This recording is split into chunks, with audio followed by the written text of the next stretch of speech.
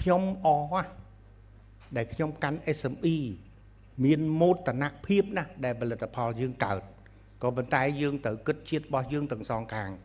ញ្ចឹងក្នុងនាមខ្ញុំអ្នកកដាលខ្ញុំក៏ត្រូវមើលដែរព្រោះយើងធ្វើពាក្យអ៊ីកាមិនប្រើប្រាស់របស់ថៃរដងយើង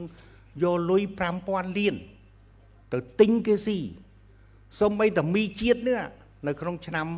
1999 នេះដែលសម័យ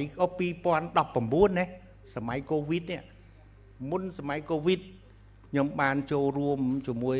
សម្ដេចដៃជោអតីតនាយករដ្ឋមន្ត្រីគឺរៀបចំបុណ្យសមុទ្របុណ្យស្ទឹងបុណ្យទន្លេយើងខ្ញុំបានរាយការណ៍ពីសម្ដេចគាត់មីជាតិនាំតាមផ្លូវប៉ោយប៉ែតយើងចូល100 លានក្នុងមួយឆ្នាំរឿងអីយើងធ្វើអត់បានហើយគោលនយោបាយយុទ្ធសាស្ត្រចក្រកោណដំណាក់កាលទី1ទី4បងប្អូនត្រូវជ្រាបថានៅក្នុងនោះកាត់បន្ថយការនាំផលិតផលសម្រេចជំរុញការកែច្នៃ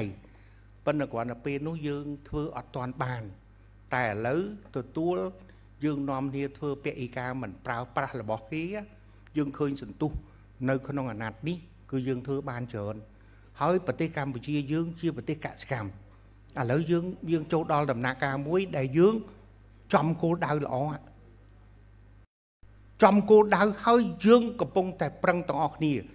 ឡូវនៅក្នុងសម័យនេះណាខ្ញុំជម្រាបមិនមែនថាកម្ពុជាធ្វើពាក្យហ៊ីកាមិនប្រើប្រាស់របស់ថៃទេណាសូម្បីតែប្រជាជនដែលនៅលើពិភពលោកដែលខ្មែរមានទឹកប្រមាណនឹងអត់ប្រើទេណាខ្ញុំទទួលស្គាល់ថាគួរឲ្យគាត់សម្គាល់ដែរ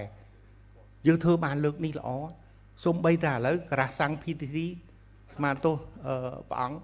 សូម្បីតែយើងចង់ចូលបាត់បន្ទោបងទឹកក៏អត់ហ៊ានទេណាអត់ហ៊ានចូលបន្ទប់ទឹកគេទៀតណា